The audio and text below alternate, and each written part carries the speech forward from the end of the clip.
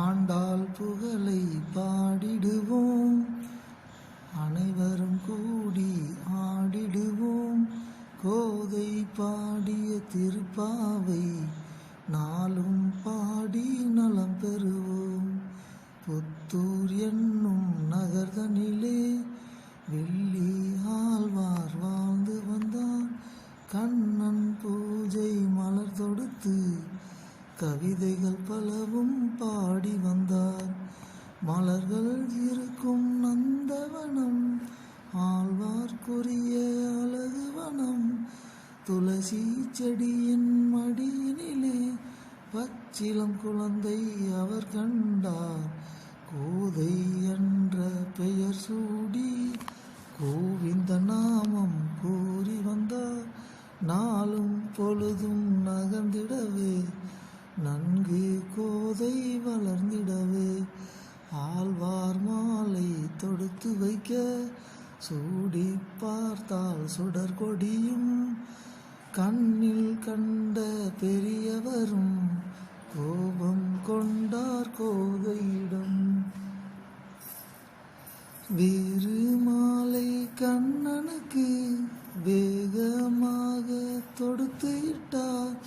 அணிவித்த மாலை அரை நொடியில் அருந்து அங்கே விழுந்திட்டது. கண்ணானியும் பொறுத்தருளும் ஆழ்வார் கதறி அழுத வண்ணம் அருந்த மாலை சரி செய்து ஆண்டவனுக்கு அணிவித்தார். மீண்டும் மீண்டும் மருந்து விழ கோதை அவளும் வாய் திறந்தாள். சூடி கொடுத்த மாலை அதை சுகமாயேற்பான் ஆண்டவனும். இன்று ஒன்றும் புதிதல்ல என்றும் நடக்கும் இவ்விதமே. கலங்கி ஆழ்வார் மாலையிட கண்ணன் அவனும் சூடி கொண்டான். கனவினில் வந்த கண்ணனுமே கல்யாண நிச்சயம் சொல்லிடவே கோதை கண்டேன் உன் கதையை. கோவிந்தன் வருவதும் என்னாலோ மானிட பெண்ணை மனமுடிக்க மாயவன் அவனும் வருவானோ. புலம்பி தவித்தார் ஆழ்வாரும் புறமே பேசினர் ஓராரும்.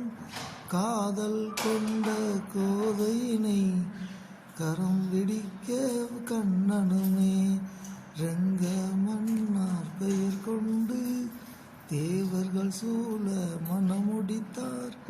ரெங்கனை காண வாரீரோ ஆண்டாள் அழகை பாரீரோ. கோபுரம் மிகவும் பெரியதம்மா, அங்கே கோவிந்த நாமம் கேட்குமம்மா. ஆண்டாள் புகழை பாடிடுவோம், அனைவரும் கூடி ஆடிடுவோம். கோதை பாடிய திருப்பாவை